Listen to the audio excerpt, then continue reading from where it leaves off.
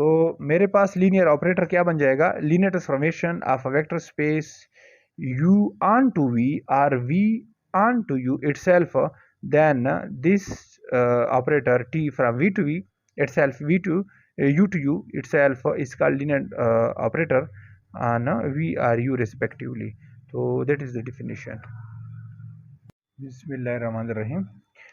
जिस तरह पिछले लेक्चर में हमने मैट्रिक्स स्पेस की जिक्र की थी, तो मैट्रिक्स स्पेस से पहले मैं आप लोगों के साथ ये शेयर करता चलूँ कि मैट्रिक्स स्पेस में हमारे पास फील्ड इस्तेमाल होता है और हम कहते हैं कि कम्प्लेक्स नंबर का फील्ड हो, रियल नंबर का हो।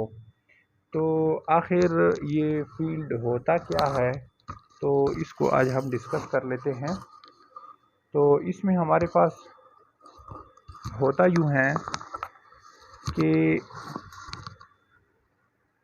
It is a set F with to operations. कितने ऑपरेशन इसमें इस्तेमाल तो होते हैं, दो ऑपरेशन हमारे पास इस्तेमाल होंगे। और वो ऑपरेशन कौन कौन से होंगे, एक होगा एडिशन और एक होगा मल्टीप्लिकेशन। फील्ड में दो operation, division, addition and multiplication. Division और सब्ट्रैक्शन हमारे पास इस्तेमाल नहीं होंगे क्योंकि वो हमें कम्यूटेटिव प्रॉपर्टी नहीं देते। We satisfy the following field properties. Number 1, A stand for addition. A जो A1, A2, A3 प्रॉपर्टी मैं नाम दूंगा, M1, M2, M3 प्रॉपर्टी का नाम दूंगा तो मल्टीप्लिकेशन के लिहाज से। तो फील्ड में दो ऑपरेशन मेजर हो गए हैं जो हमारे लिए इसमें काफ़ी ज़रूरी हैं, इसमें कि इसमें क्या हो, एडिशन भी हो और मल्टीप्लिकेशन हो। सब्ट्रैक्शन डिवीजन मुमकिन नहीं है क्योंकि वो हमारे पास कम्यूटेटिव और एसोसिएटिव वगैरह वगैरह नहीं आते। चले आते हैं इनकी प्रॉपर्टीज़। ए स्टैंड मतलब एडिशन के लिहाज से, अगर हमारे पास कोई एलिमेंट फील्ड एफ से ताल्लुक़ रखता है और कोई सेकंड एलिमेंट भी एफ से ताल्लुक़ रखता है तो इसका addition means x plus y and y plus x भी फील्ड से ताल्लुक़ रखेगा। मतलब है 2 + 3, 3 + 2, अगेन मुझे 5 दे रहा है और ये फिर भी फील्ड से ताल्लुक़ रखेगा। लेट्स सपोज ये मैं एग्जाम्पल दे रहा हूँ। सेम केस एडिशन इसके लिहाज से कम्यूटेटिव प्रॉपर्टी है जो कि मैंने अभी प्रूफ करके दी है। सेकंड प्रॉपर्टी है हमारे पास एसोसिएटिव प्रॉपर्टी है, वो भी ऐसे एलिमेंट है, इसमें ऐसे एलिमेंट ले ले और फिर ऐड करे लेफ्ट साइड से राइट साइड से और फिर इस पे ये ब्रैकेट ऑपरेशन जो है ये अप्लाई करे, दोनों का सेम साइड एलिमेंट सेम आते हैं, एसोसिएटिव प्रॉपर्टी इसके अंदर फुलफिल होती है। क्लियर है। फिर additive identity, additive identity zero is additive identity zero के साथ, तो मतलब है 0 + 10 हो तो 10 + 0 और तब भी ये फील्ड एफ से ताल्लुक़ रखते हैं। और फिर हमारे पास इसका इन्वर्स होता है, अगर 2 है तो इसका उलट क्या होगा, मेरे पास -2 होगा जो जीरो एडिटिव आइडेंटिटी देगा, अगेन फील्ड से ताल्लुक़ रखते होगी। तो इट मीन्स एडिशन के लिहाज से हमारे पास कौन कौन सी प्रॉपर्टी हो गई, कम्यूटेटिव प्रॉपर्टी हो गई, एसोसिएटिव प्रॉपर्टी हो गई with respect to addition, additive identity हो गया और एडिटिव इन्वर्स हो गया। तो इट मीन्स एडिटिव इन्वर्स मेरे पास काम कर गया एडिशन में, यहाँ एडिटिव आइडेंटिटी और यहाँ पे एसोसिएटिव प्रॉपर्टी, कम्यूटेटिव प्रॉपर्टी, और या ना यहाँ पे इसका जस्ट एडिशन हो, लेफ्ट हैंड साइड हो या राइट हैंड साइड हो। तो फील्ड की एडिशन के लिहाज से commutative property, associative property with respect to multiplication, addition और associative and commutative with respect to addition, इसका एडिटिव आइडेंटिटी और इसका एडिटिव इनवर्स, ये एडिशन के लिहाज से हो गए। फिर इधर आते हैं second property with respect to multiplication, M stand for multiplication के लिहाज से, अगर कोई भी दो एलिमेंट आपस में मल्टीप्लाई हो रहे हैं तो ज़ाहिर बात इसका प्रोडक्ट भी एफ के अंदर, मतलब 2 × 3 है तो = 6 दे रहा है तो तब भी वो एफ से ताल्लुक़ रखेगा। सेकेंडली मल्टीप्लिकेशन एज एसोसिएटिव, ये कम्यूटेटिव भी होता है, 2 × 3 = 3 × 2, तो 2 3 = 6 एंड 2 3 = 6 एंड 3 2 = 6, ये अगेन पर फील्ड से ताल्लुक़ रखते होते हैं। रियल नंबर की मैं बात कर रहा हूँ, फील्ड इज रियल जब हो तो ये कम्यूटेटिव प्रॉपर्टी भी फुलफिल हो गई with respect to multiplication. Associative property भी with respect to multiplication fulfil होती है। अगर आप 2 3 एंड 4 कोई भी एलिमेंट ले ले फील्ड से तो इसको ऐड कर ले 2 + 3 + 4 लेफ्ट साइड से, तो मेरे पास क्या आएगा, 2 रिमेन सेम और 3 और 4 हो, जब हम ऐड कर लेते हैं तो 7 दे रहा है आंसर और फिर जमा कर ले तो 9 दे रहा है। और 9 अगेन किससे ताल्लुक़ रखता है, फील्ड से ताल्लुक़ रखता है। एसोसिएटिव प्रॉपर्टी लेफ्ट साइड से राइट साइड आप लोग के लिए होमवर्क है। तो फिर मल्टीप्लिकेटिव आइडेंटिटी होता है। मल्टीप्लिकेटिव आइडेंटिटी क्या है, 1 मल्टीप्लिकेटिव आइडेंटिटी है जो लेफ्ट साइड से या राइट साइड से मल्टीप्लाई कर ले कोई इशू नहीं बनता।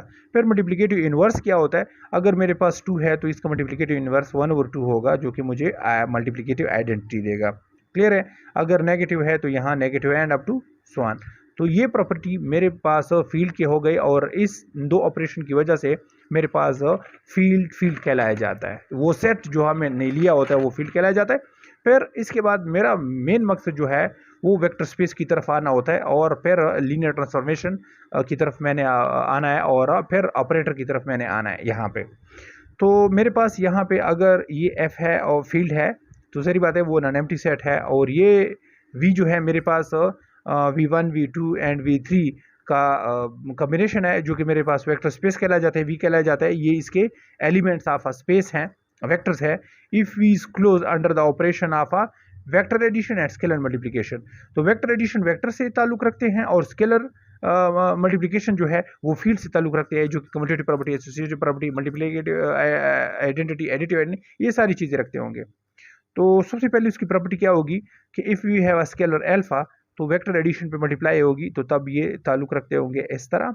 और for all alpha beta belong to, अगर एफ से ताल्लुक रखते हैं और वेक्टर कोई भी वेक्टर वी है जो कि वी से ताल्लुक रखता है वेक्टर से स्पेस से, तो इनका लेफ्ट साइड जो डिस्ट्रीब्यूटिव प्रॉपर्टी है ऑफ वेक्टर का, तो ये मेरे पास फुलफिल करेगा।